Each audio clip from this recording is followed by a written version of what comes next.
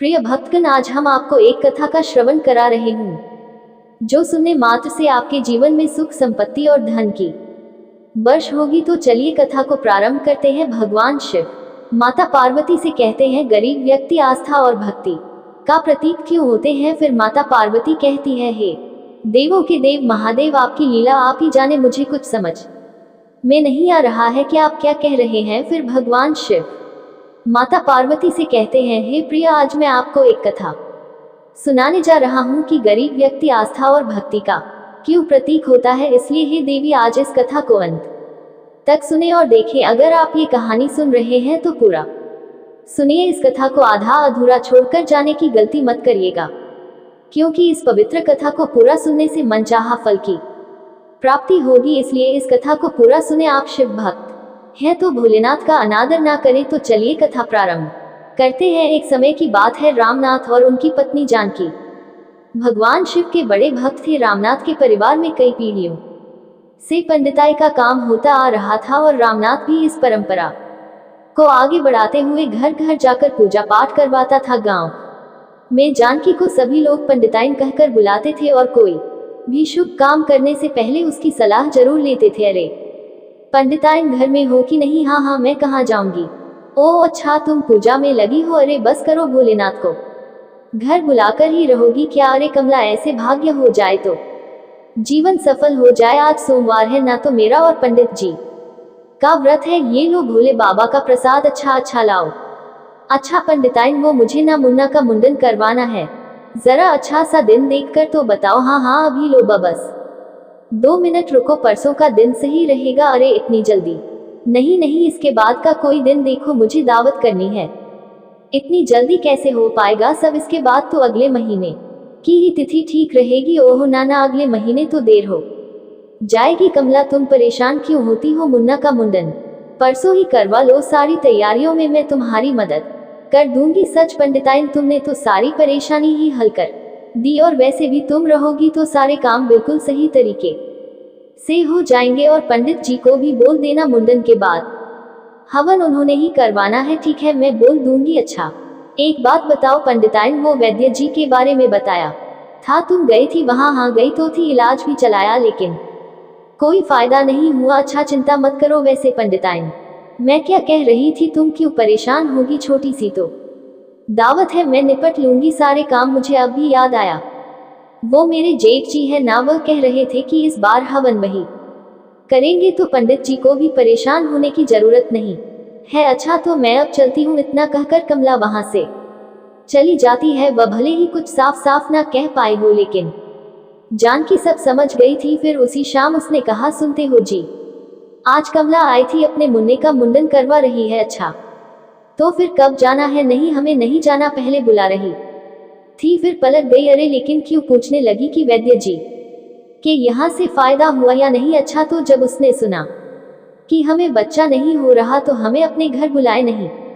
उसकी गलती नहीं है जी, उसका मुन्ना पैदा होते ही बीमार पड़ गया था, बड़ी मुश्किल से ठीक हुआ। ऐसे में उसके मुंडन के वक्त हमें बुलाने में तो संकोच करेगी ही ना। नहीं जानकी, ये सब अंधविश्वास है, हमारी कोई औलाद नहीं है तो क्या हम सबके लिए अपशगुन हो गए हैं? ये तो मुझे नहीं पता जी, लेकिन इतना जरूर जानती हूँ कि जरूर कोई ना कोई बड़ा पाप हुआ है मुझसे, जो शादी के 10 सालों के बाद भी मुझे अभागन की गोद सुनी है। जानकी की आंखों में आंसू थे, और जब यह आंसू उसके बस से बाहर हो गए तो वह मुंह छिपाकर अंदर कमरे में चली गई। रामनाथ के लिए भी ये तकलीफ काफी बड़ी थी। एक तो संतानहीन होने का दुख, और ऊपर से गांव वाले भी अब रामनाथ और जानकी से किनारा करने लगे थे। लोगों ने धीरे धीरे रामनाथ को पूजा पाठ के लिए बुलाना कम कर दिया, जिसकी वजह से रामनाथ के लिए घर का खर्चा चलाना भी मुश्किल हो रहा था। अरे किशोर जी, मैंने सुना बड़े बेटे का जन्म संस्कार करवा रहे हो, मुझे याद नहीं किया आपने। वो पंडित जी, दरअसल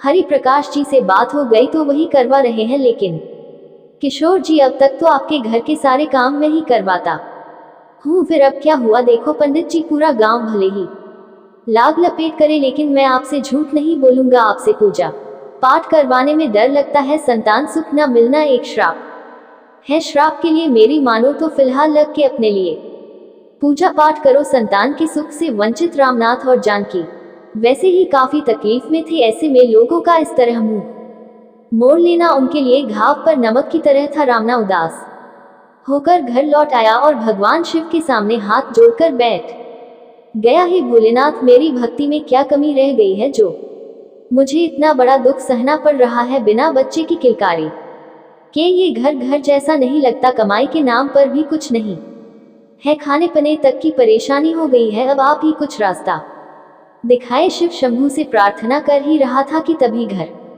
का दरवाजा किसी ने खटखटाया। रामनाथ ने जाकर देखा तो एक बूढ़े बाबा दरवाजे पर खाना लेकर खड़े थे। प्रणाम जी, बताए। जीते रहो बेटा, मेरा नाम ओमकालेश्वर है, मैं पास के गांव हारी आपू से आया हूँ। मैंने मन्नत मांगी थी कि अगर मेरा पोता हो जाएगा तो पूरे 100 पंडितों को खाना खिलाऊंगा। किसी ने तुम्हारे बारे में बताया तो चला आया, ये लो यह खाना लाया हूँ आपके लिए, बहुत बहुत शुक्रिया। बाबा बोले, बाबा आपकी हर इच्छा पूरी करे। रामनाथ को खाना देकर ओमकालेश्वर वहां से चले जाते हैं। रामनाथ और जानकी खाने के लिए बैठने ही वाले थे कि तभी रामनाथ ने जानकी से कहा, जानकी, काश भोलेनाथ ने जैसे उन बाबा की इच्छा पूरी की वैसे ही मेरी भी कर दे। मैं प्रण लेता हूँ कि अगर मेरी पिता बनने की इच्छा पूरी हो गई तो मैं आने वाली महाशिवरात्रि पर भगवान महाकाल के दर्शन के लिए जाऊंगा और वहां जाकर 100 गरीबों को दान करूंगा। अभी तो हमारी हालत ऐसी है कि हमें दान लेना पड़ रहा है, देने की नहीं। आज तो इस खाने से काम चल जाएगा, लेकिन आगे के लिए कुछ सोचना होगा। हाँ जानकी, मैं सोच रहा हूँ कि घर के पीछे जो थोड़ी सी जमीन है, जमींदार जी से कुछ पैसे उधार लेकर उस पर खेती शुरू कर दूं। ठीक है जी, मैं भी आपकी मदद करूंगी। रामनाथ और जानकी के पास और कोई रास्ता नहीं था। गांव के जमींदार से पैसे कर्ज पर लेकर रामनाथ ने खेती करना शुरू कर दिया। धीरे धीरे खाने का जुगाड़ होने लगा। जानकी भी सारा दिन रामनाथ की खेत में मदद करने लगी, लेकिन एक दिन अचानक खेत में काम करते हुए जानकी चक्कर खाकर गिर पड़ी। रामनाथ फौरन उसे घर ले गया और फिर अम्मा से पूछा, अम्मा जानकी ठीक तो है ना, क्या हुआ उसे? अम्मा ने कहा, अरे रामू बेटा, अब खुश हो जा, भोले बाबा की कृपा बरसी है, जानकी माँ बनने वाली है।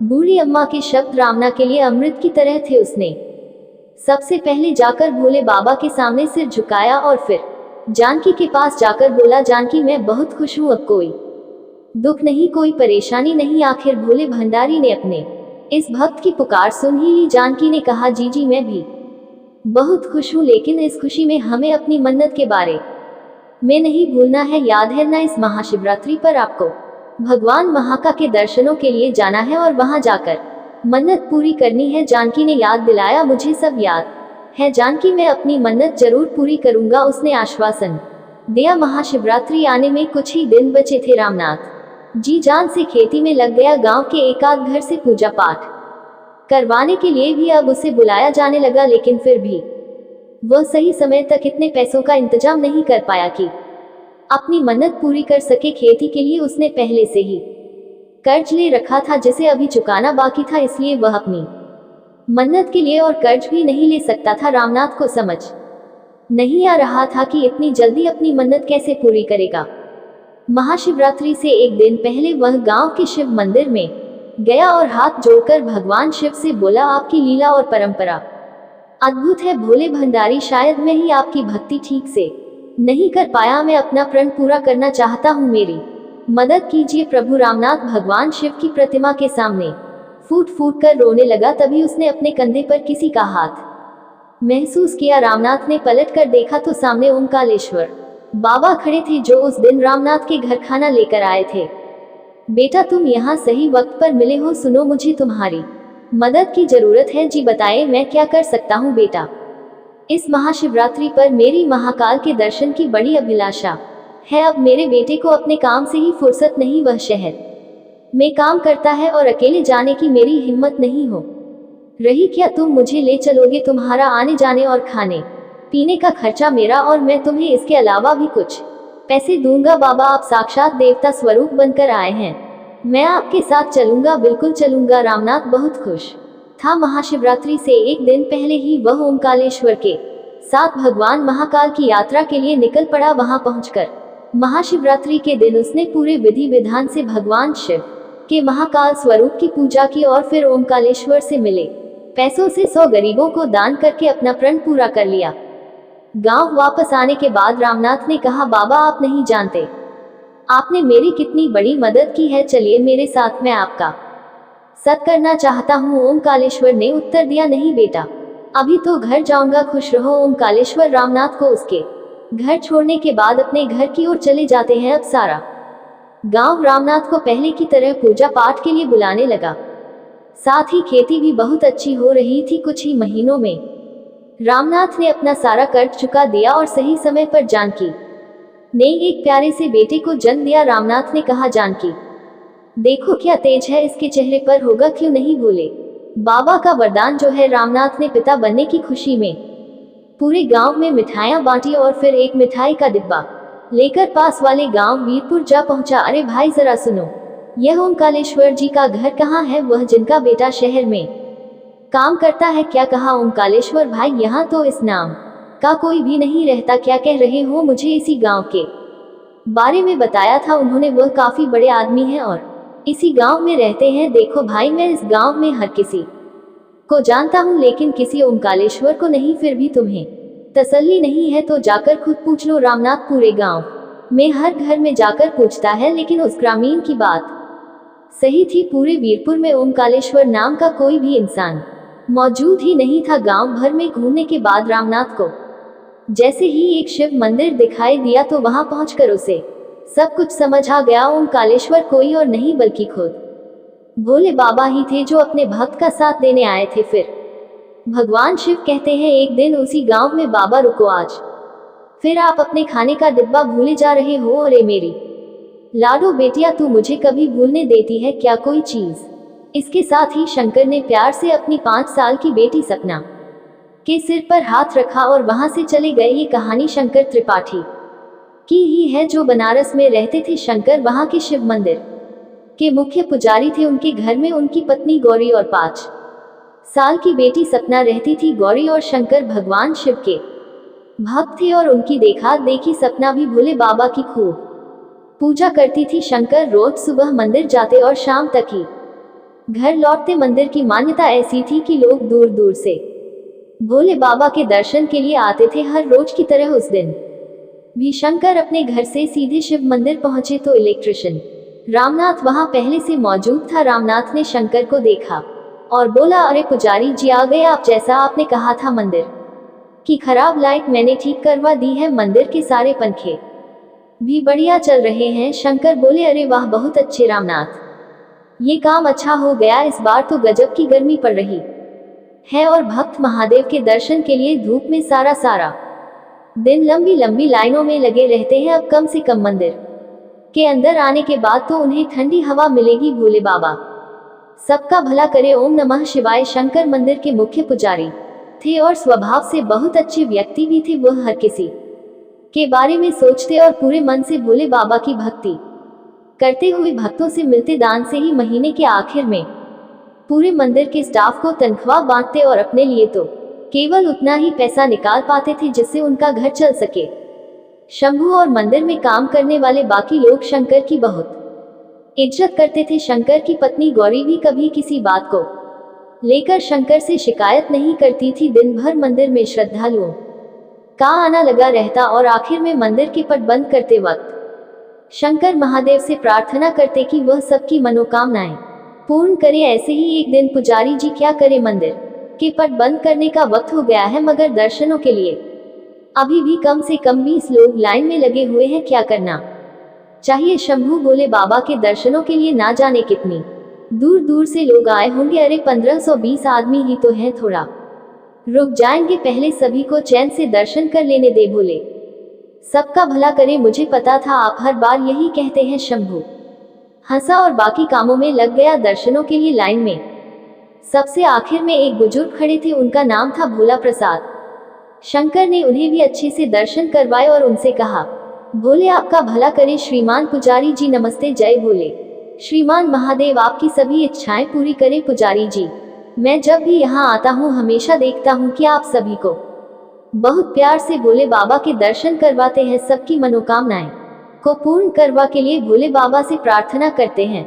लेकिन क्या कभी किसी भक्त ने आपसे आपकी मनोकामना पूछी है? अरे श्रीमान, मेरी कोई इच्छा नहीं है, मुझे तो महादेव के चरणों में जगह मिली हुई है और क्या चाहिए बाकी कभी किसी ने पूछा भी नहीं। चलिए पंडित जी, आज मैं आपसे पूछता हूँ, बताए आपकी कोई तो इच्छा होगी श्रीमान। मेरे जीवन की तो एक ही इच्छा है कि मैं एक बार केदारनाथ जाकर महादेव के उस अद्भुत रूप के दर्शन करूं, अपनी पत्नी और अपनी बिटिया के साथ। भोले सबका भला करे। भोला प्रसाद और शंकर दोनों जोर से हंसने लगते हैं। भोला प्रसाद बहुत पैसे वाले आदमी थे और अक्सर महादेव के दर्शनों के लिए उसी मंदिर में आते थे। कुछ दिन बाद जब वे फिर से मंदिर गए तो उन्होंने शंकर से पूछा, पंडित जी, अगर आपके केदारनाथ जाने की इतनी इच्छा है तो आप जाते क्यों नहीं, क्या समस्या है? शंकर ने उत्तर दिया, जाने की तो बहुत इच्छा है श्रीमान, लेकिन खर्चा पानी नहीं हो पाता है। जितना भक्तगण दान करते हैं उसी से मंदिर की देखरेख करनी होती है और अपना घर भी चलाना होता है। भोला प्रसाद सारी बात समझ चुके थे। पूजा समाप्त होने के बाद वे घर लौटे और 2 दिन बाद उन्होंने अपने नौकर हरि को बुलाया और कहा, हरि एक काम करो। हरि ने कहा, जी मालिक बताए। भोला प्रसाद ने कहा, वो जो घाट वाला शिव मंदिर है वहाँ के पुजारी हैं शंकर त्रिपाठी जी, उनके घर का पता करो और ये लिफाफा उन्हें दे देना। लेकिन एक बात का ख्याल रखना, उनके सामने मेरा नाम मत लेना और अगर वे पूछे कि इसमें क्या है और किसने भिजवाया है तो बस इतना कह देना कि आपको बाबा केदार ने बुलाया है। हरि को भोला प्रसाद द्वारा दिया गया लिफाफा में कुछ पैसे और उस बस की 3 टिकटें थी जो हर महीने भक्तों को केदारनाथ ले जाती थी। शंकर कभी भी उस बस की 3 टिकटें खरीदने लायक पैसे नहीं जुटा पाए थे। लोगों से पूछते हुए हरि जल्दी ही शंकर के घर पहुंचा और बोला, राम राम पंडित जी, जय भोले। आप कौन है? मैंने आपको पहचाना नहीं। पंडित जी, मैं कौन हूँ यह जरूरी नहीं है, आपके लिए ये लिफाफा भेजा है। किसने भेजा है, क्या है इसमें? शंकर ने पूछा। भाई पंडित जी, वो मुझे नहीं मालूम, लेकिन जिसने ये लिफा भिजवाया है उन्होंने कहलवा ने आपको बुलाया है। शंकर हरि की बात समझ नहीं पाते और लिफाफे को हरि से लेकर गौर से देखने लगते हैं। तब तक हरि वहां से चला जाता है और शंकर उसे आवाज लगाते रह जाते हैं। शंकर जब घर के अंदर आकर लिफाफा खोलते हैं तो उनकी आंखों में खुशी के आंसू आ जाते हैं। वे उस लिफाफे को भोले बाबा की कृपा मानते हुए अपनी पत्नी गौरी से कहते हैं, गौरी ओ गौरी, देखो मेरा सपना पूरा होने वाला है। भगवान भोले बाबा ने अपने दरबार में बुलाया है, मेरे महादेव ने मुझे केदारनाथ बुलाया है। शंकर गौरी को लिफाफे के बारे में बताते हैं। गौरी भी बहुत खुश हो जाती है। इसके बाद शंकर और गौरी अपनी बेटी सपना के साथ केदारनाथ यात्रा